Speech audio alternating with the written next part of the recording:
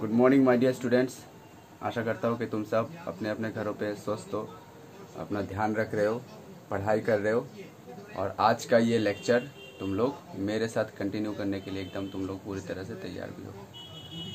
हमने जो चैप्टर शुरू किया था अल्टरनेटिंग करंट, उसी चैप्टर का हम कंटिन्यूएशन करेंगे। हम चैप्टर का हम लगभग हम 20% ख़त्म कर चुके। हमने एसी सर्किट एलिमेंट से हमने AC circuit with register, AC circuit with inductor, उसका हमने वेव डायग्राम, फेजर डायग्राम, ये सब हमने देखा था। आज हम तीसरा कंपोनेंट यानी एसी सर्किट विद कैपेसिटर और उससे कुछ फर्दर और एनालिसिस करेंगे। चलो शुरू करते हैं। तो आज का हमारा टॉपिक है AC circuit with pure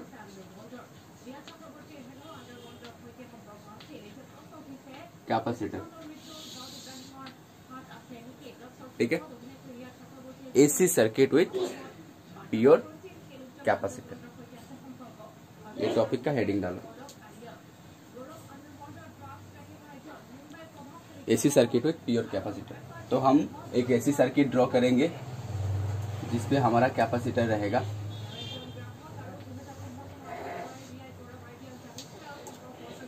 ये हमारा ऑल्टरनेटिंग सोर्स ऑसिलेटर, जो कि हमको ऑल्टरनेटिंग EMF प्रोवाइड कर रहा है। E = E0 sin omega t,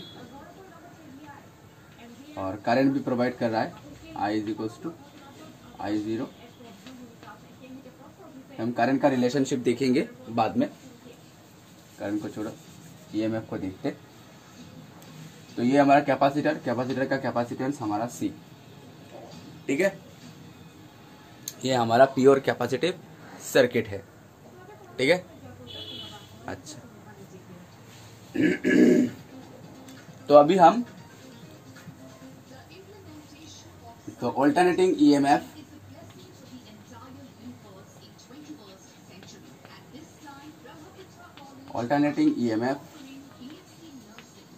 is given by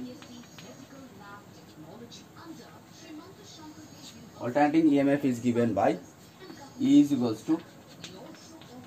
E0 sin omega t। ठीक है, ये तो हम जानते हैं क्या, ये तो हमको दिया गया ही है, E = E0 sin omega t। अच्छा, so we know that capacitance C =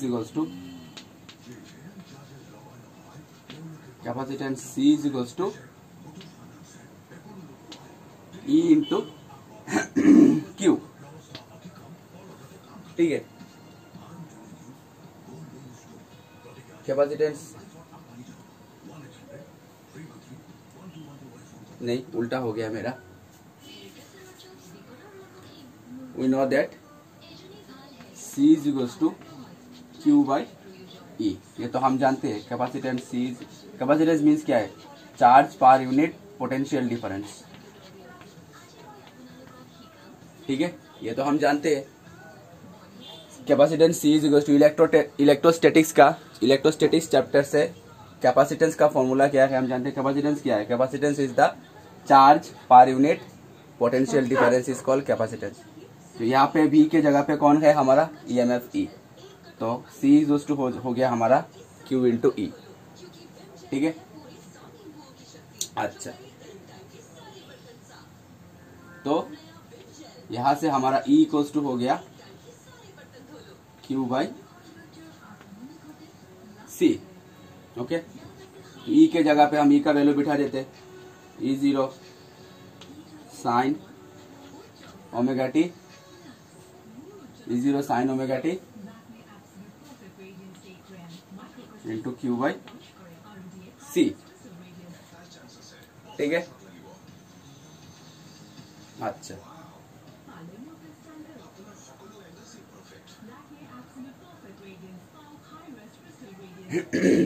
ठीक है, क्रॉस मल्टीप्लिकेशन कर दिया ई का वैल्यू। अभी हम एक काम करते हैं, Q इज इक्वल्स टू लिखते हैं, क्रॉस मल्टीप्लिकेशन कर दो, C into E0 sine omega T.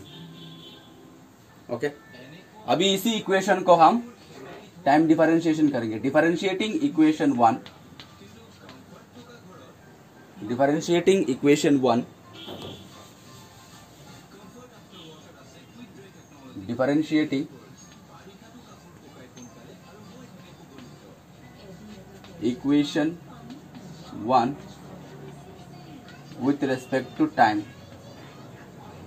यानी dq बाई dt।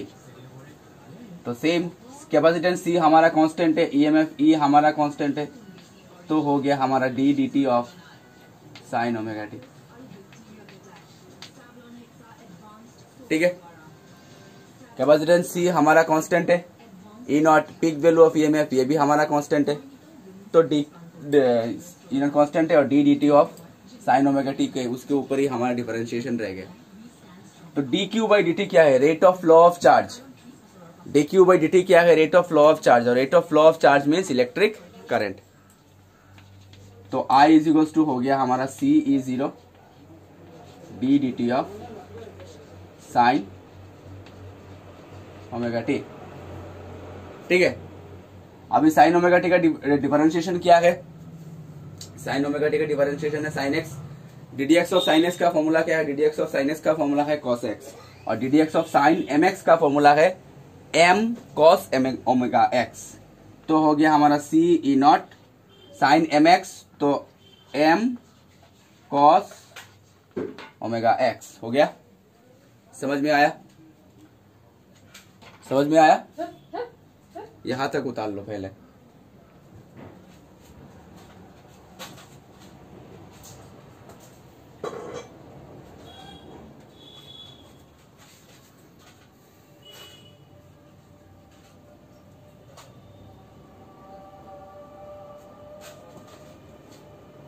ठीक है, अच्छा अभी देखो ये जो इक्वेशन जो हमको मिला है अभी अभी, ये जो इक्वेशन मिला है I इज इक्वल्स टू, ये जो इक्वेशन मिला है हमको I is equals to C E0 omega cos omega T. इसको हम थोड़ा मैनिपुलेशन करके लिखते हैं, E0 और लिख देते हैं 1 बाई ओमेगा सी, हो जाएगा ना। 1 बाई ओमेगा सी अगर ऊपर उठ गया तो ये लाइन ही आ जाएगा। थोड़ा सा मैनिपुलेशन हमने किया, सी ओमेगा यानी ओमेगा सी को हम 1 बाई ओमेगा सी करके लिख दिए। बात तो हमारा एक ही है, नीचे हमने फ्रैक्शन डिवाइड करके रख दिया, तो ऊपर उठ गया तो यही लाइन ही आ जाएगा। ठीक है, इनटू कॉस ओमेगा टी, इसको हम लिखते हैं sine omega T plus pi by 2 लिख सकते हैं। Sine 90 degree plus theta cos theta भी होता है, sine 90 degree plus theta cos theta ही होता है। ठीक है, तो sine omega T plus pi by 2 हमने लिख दिया कॉस ओमेगा टी, ये हो गया हमारा आई। अभी देखो I is equals to implies I is equals to E0 रह गया, और 1 बाई ओमेगा सी का मतलब क्या है? 1 बाई ओमेगा सी का मतलब एक्स यानी कैपेसिटिव रिएक्टेंस। ठीक है, ये तो हमने पहले ही पढ़ा था। रेजिस्टेंस का रजिस्टर का रेजिस्टेंस है R, इंडक्टर का रेजिस्टेंस है इंडक्टिव रिएक्टेंस यानी XL जिसका वैल्यू है ओमेगा L, और XC है कैपेसिटर का रेजिस्टेंस यानी इसका वैल्यू क्या है 1 बाई ओमेगा सी। ठीक है, इसको हम कैपेसिटिव रिएक्टेंस बोलते हैं। ये रेजिस्टेंस ही है, बिहेव करेगा रेजिस्टेंस की तरह, into sine omega T plus pi by 2। ठीक है, टू अभी देखो voltage by resistance, capacitive reactance itself is a resistance, तो वोल्टेज बाय रेजिस्टेंस क्या है हमारा? वोल्टेज बाय रेजिस्टेंस है हमारा current, implies I is equals to I0 sine omega T plus pi by 2। EMF का इक्वेशन देखो, पहले हमने EMF का इक्वेशन लिखा था E is equals to E0 sine omega T. अभी हमारा करंट का इक्वेशन देखो, I is equal to I0 sine omega T plus pi by 2, यानी दोनों का अगर कंपैरिजन करे, ईएमएफ और करंट दोनों का अगर कंपैरिजन करे तो देखो करंट ईएमएफ से 90 डिग्री आगे चल रहा है, प्लस पाई बाई 2 का मतलब क्या है, आगे चल रहा है। फेजर डायग्राम कराया था ना।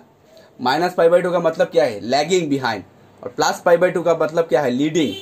कौन लीड कर रहा है यहाँ पे, करंट लीड कर रहा है, किसके साथ, ईएमएफ के साथ।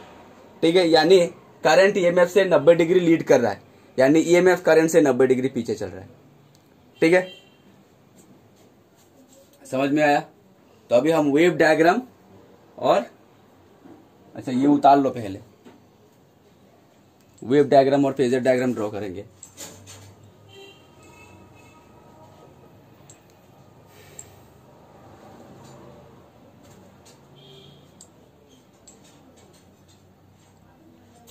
ठीक है, अच्छा तो चलो हम वेव डायग्राम और फेजर डायग्राम ड्रॉ करते हैं।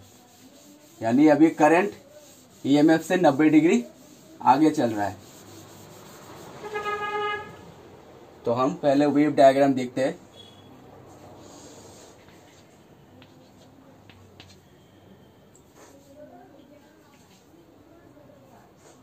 ये हो गया हमारा ईएमएफ, ठीक है, और 90 डिग्री आगे चल रहा है, यानी ये हो गया हमारा करंट। दूसरा एक इंक से दिखाता हूं, ये हो गया हमारा करंट, 90 डिग्री आगे चल रहा है।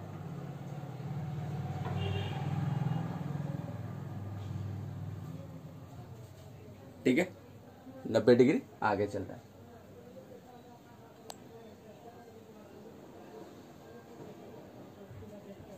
ठीक है, तो ये तो हो गया हमारा ईएमएफ और ये हो गया हमारा करंट आई।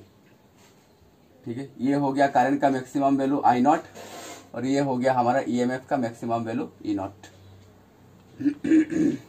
इधर से हमारा ई कोमा आई, इधर से हमारा ओमेगा टी 0। ये तो हो गया हमारा वेव रिप्रेजेंटेशन। अभी हम फेजर रिप्रेजेंटेशन देखेंगे, फेजर डायग्राम देखेंगे। हमारा X X Y axis, X axis,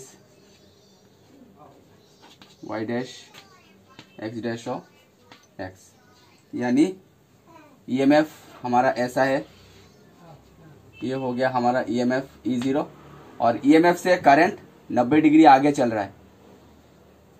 EMF से करंट 90 डिग्री आगे चल रहा है, यानी करंट लीड कर रहा है, 90 डिग्री लीड कर रहा है।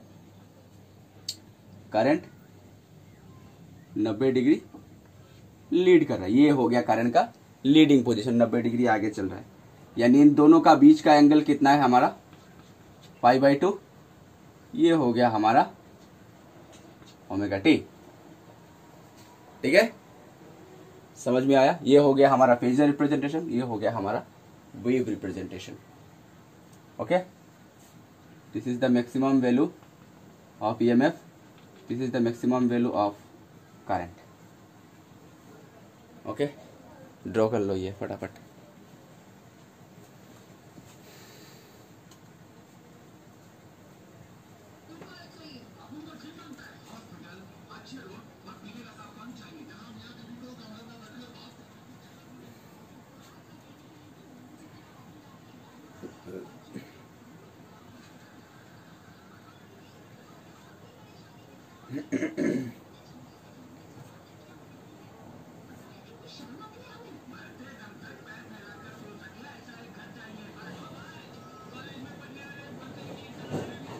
ठीक है, अच्छा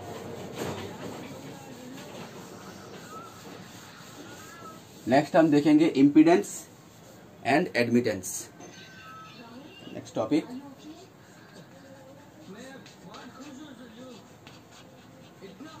इम्पीडेंस एंड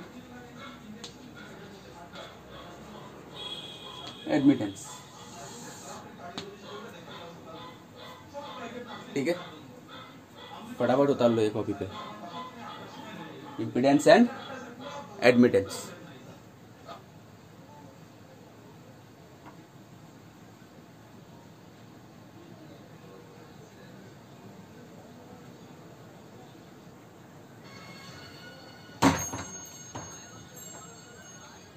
ठीक है। अच्छा, अभी इम्पीडेंस क्या है, ये कोई किताबी डेफिनेशन नहीं है, समझाने के लिए मैं बोल रहा हूं। इम्पीडेंस क्या है, इम्पीडेंस क्या है, देखो एक ये जो हमारा सर्किट एलिमेंट्स है, पहले क्या था हमारा रेजिस्टेंस था, उसके बाद क्या था हमारा उसके बाद था हमारा इंडक्टर था, ठीक है, उसके बाद क्या था हमारा कैपेसिटर था। तो रेजिस्टेंस का रेजिस्टेंस हो गया हमारा आर, ठीक है, रजिस्टर का रेजिस्टेंस क्या था हमारा आर, इंडक्टर का रेजिस्टेंस क्या था हमारा एक्सएल, और कैपेसिटेंस का रेजिस्टेंस क्या था हमारा एक्सी। रजिस्टर का रेजिस्टेंस है हमारा आर, इसको हम रेजिस्टेंस बोलेंगे। इंडक्टर का रेजिस्टेंस डिनोट करते हैं हम एक्सएल, जिसको हम बोलेंगे इंडक्टिव रिएक्टेंस, रेजिस्टेंस की तरह ही है। और कैपेसिटर का रेजिस्टेंस क्या है, कैपेसिटर का रेजिस्टेंस का नाम है कैपेसिटिव रिएक्टेंस, ये रेजिस्टेंस ही है। अभी इन तीनों को जोड़ के जो नेट इफेक्टिव रेजिस्टेंस आएगा, ठीक है, यानी डेफिनेशन अगर हम लिखे इंपीडेंस का, अगर डेफिनेशन अगर हम लिखे तो net effective resistance offered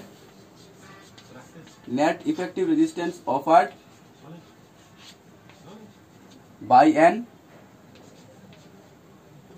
AC circuit element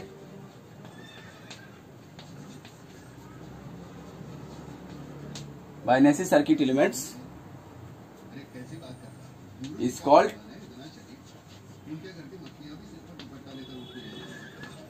impedance, ठीक है।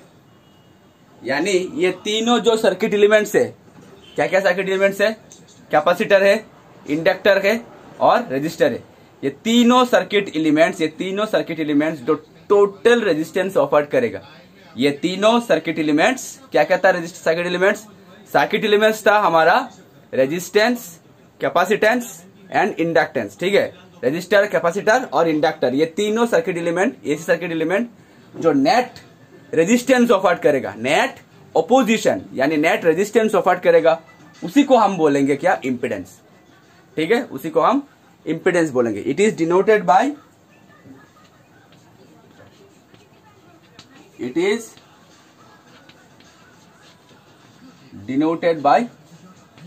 कैपिटल जेड, इसको हम जेड से डिनोट करते हैं, ठीक है। और रेजिस्टेंस का समेशन क्या होगा, टोटल रेजिस्टेंस का समेशन क्या होगा, रेजिस्टेंस ही होगा, तो इसका एसआई यूनिट, इंपीडेंस का एसआई यूनिट हमारा ओम, ठीक है। उतार लो फटाफट एक कॉपी पे। Net effective resistance offered by an AC circuit elements is called impedance, ठीक है। यानी total resistance AC circuit elements का, जो भी सर्किट एलिमेंट्स है, तो टोटल रेजिस्टेंस जो ऑफर्ड करेगा, उसी सम टोटल अमाउंट को हम बोलेंगे इंपीडेंस, इसको हम जेड से डिनोट करते हैं, ठीक है।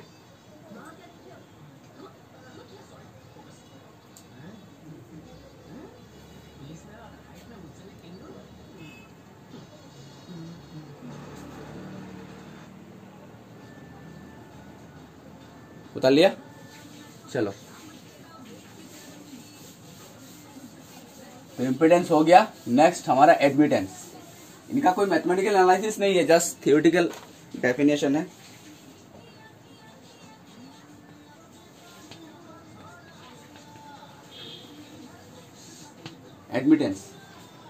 एडमिटेंस यानी reciprocal of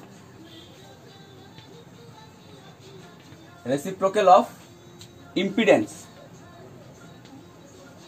reciprocal of impedance is called admittance, ठीक है। impedance का reciprocal ही है admittance, ठीक है। यानी it is denoted by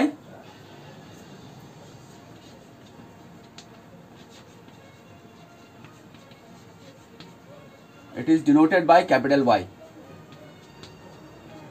ठीक है। इसको हम कैपिटल Y से डिनोट करते हैं, और capital Y is equals to 1/Z, यही है फॉर्मूला। ठीक है। इम्पीडेंस क्या है? Net opposition, net resistance offered by an AC circuit is called impedance. और एडमिटेंस क्या है? Reciprocal of impedance. ठीक है, उतार लो ये कॉपी पे।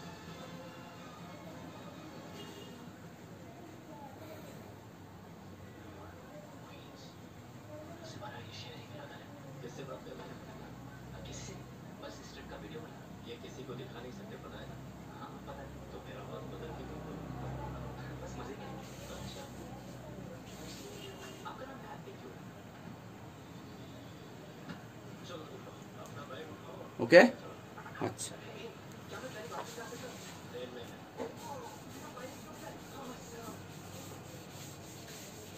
अभी तीनों सर्किट एलिमेंट्स को हम एक साथ हम देखेंगे, उसका इंपीडेंस निकालेंगे, उसका एनालिसिस करेंगे, यानी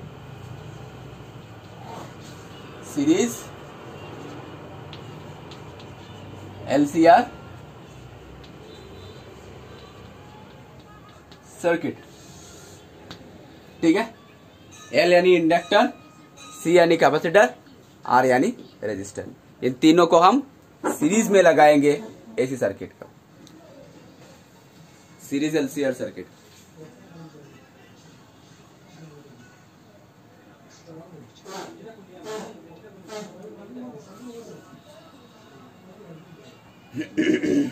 ठीक है, तो हम सर्किट डायग्राम ड्रॉ करते हैं। रेजिस्टर हो गया, कैपेसिटर हो गया, इंडक्टर हो गया, एसी सोर्स हो गया, ऑसिलेटर। ठीक है, ये एसी सोर्स हमको ईएमएफ प्रोवाइड कर रहा है, E is equals to A0 sine omega T. ठीक है, अभी रेजिस्टर के लिए करंट और वोल्टेज, रेजिस्टर के लिए करंट और वोल्टेज एक ही दिशा में रहता है। करंट और वोल्टेज एक ही दिशा में रहता है। दो तरह के लाइन से दिखा देता हूं। ये हो गया हमारा वोल्टेज और ये हो गया हमारा करंट।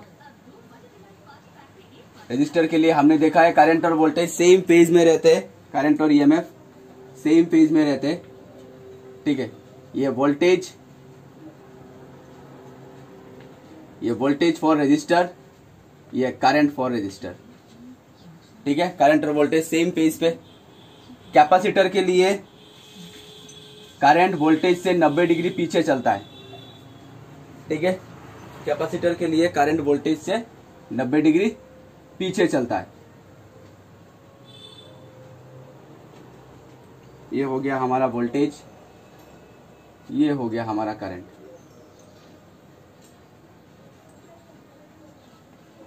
ये हो गया हमारा current, voltage, current for capacitor, voltage for capacitor.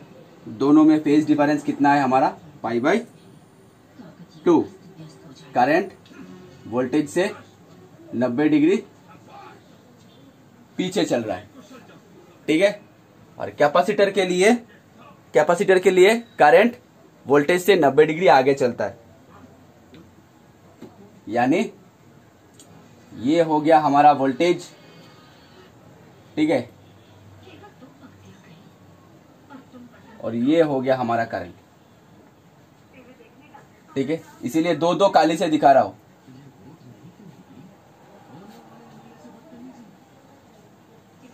इस तरह से दिखा देता हूं, सुविधा हो जाएगा।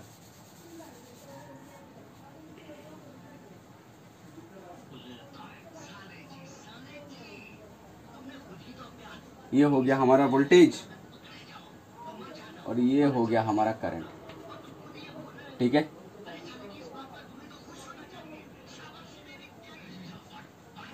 ये हो गया करंट फॉर इंडक्टर, ये हो गया वोल्टेज फॉर इंडक्टर। यानी करंट वोल्टेज से 90 डिग्री आगे चल रहा है। दोनों का फेज डिफरेंस π/2। समझ में आया? उतार लो ये कॉपी पे।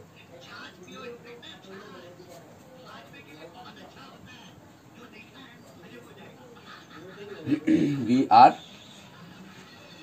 वोल्टेज ड्रॉप वी सी,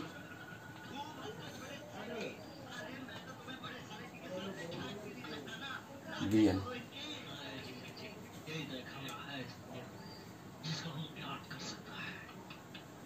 ठीक है, जाने का सब तैयारी हो गया। अब तू चला जाएगा तो हमारा दिल नहीं लगेगा रे, तेरा बहुत याद आएगा। अरे भैया हम विदेश थोड़ी जा रहे हैं, यहाँ पर रेजिस्टेंस के लिए करंट और वोल्टेज सेम पेज पे, बात है। कैपेसिटर के लिए क्या बात है ना भैया? अच्छा मुन्ना जा। उल्टा कर दिया मैंने उल्टा कर दिया। एक मिनट मैंने उल्टा कर दिया।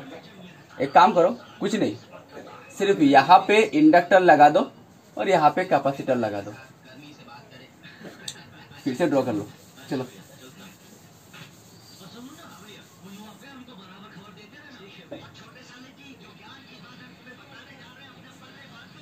ये रेजिस्टेंस, ये इंडक्टर और ये कैपेसिटर।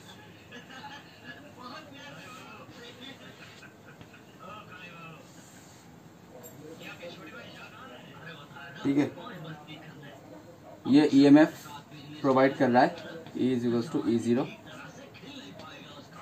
sin omega T. मैंने उल्टा कर दिया, ठीक कर लो। ठीक है, रेजिस्टेंस में करंट और वोल्टेज सेम पेज पे, ये हमारा वोल्टेज हो गया और ये हो गया हमारा करंट। ठीक है, ये वोल्टेज फॉर रेजिस्टर, ये करंट फॉर रेजिस्टर, दोनों सेम पेज पे। अभी हम इंडक्टर पे करंट 90 डिग्री पीछे चल रहा है, मैंने कैपेसिटर पे दे दिया था। इंडक्टर पे करंट 90 डिग्री पीछे चल रहा है, यानी ये अगर हमारा वोल्टेज हो गया और ये हो गया हमारा करंट। ठीक है, ये हो गया करंट फॉर इंडक्टर और ये हो गया वोल्टेज फॉर इंडक्टर। ठीक है, 90 डिग्री पीछे चल रहा है, करंट वोल्टेज से 90 डिग्री पीछे चल रहा है। ठीक है, और कैपेसिटर पे करंट वोल्टेज से 90 डिग्री आगे चल रहा है, यानी ये हो गया हमारा करंट, ब्लू इंक से दिखा रहा हूं, ये हो गया हमारा करंट, और येलो इंक से मैं दिखा रहा हूं वोल्टेज, ये हो गया हमारा वोल्टेज। ठीक है, यानी करंट वोल्टेज से 90 डिग्री आगे चल रहा है। ठीक है, ये हो गया वोल्टेज फॉर कैपेसिटर, ये हो गया करंट फॉर कैपेसिटर। समझ में आया? ये हो गया करेक्टेड डायग्राम। अब ये ड्रॉ कर लो।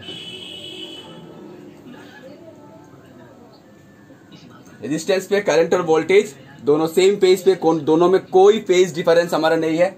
इंडक्टर पे करंट वोल्टेज से 90 डिग्री लैगिंग है, 90 डिग्री पीछे चलता है, और कैपेसिटर पे करंट वोल्टेज से 90 डिग्री लीडिंग है। ठीक है,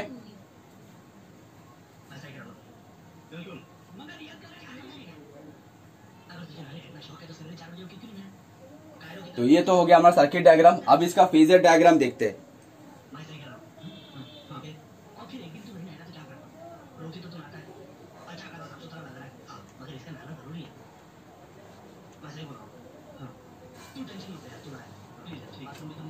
ठीक है, हम फेजर डायग्राम अभी ड्रॉ करेंगे। ये हो गया हमारा करंट। ठीक है, तो कैपेसिटर के लिए, रजिस्टर के लिए करंट और वोल्टेज सेम डायरेक्शन पे, ये मैंने येलो कलर से दिया है, VR। ठीक है, कैपेसिटर के लिए करंट, कैपेसिटर नहीं, इंडक्टर के लिए करंट वोल्टेज से,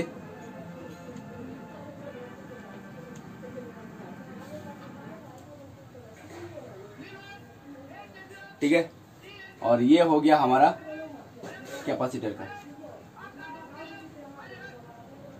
ये हो गया हमारा कैपेसिटर का।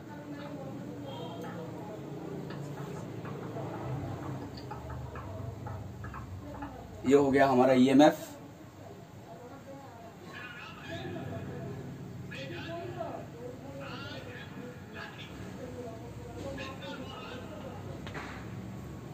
ये हो गया हमारा EMF। ठीक है। दिस इज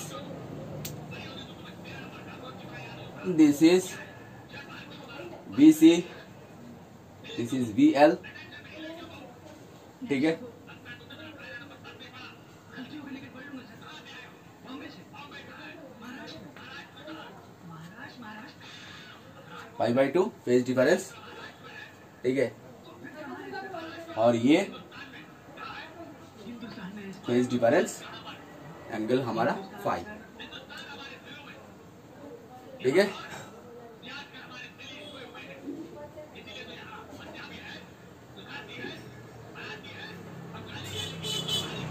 ये डायग्राम ड्रॉ कर लो फटाफट।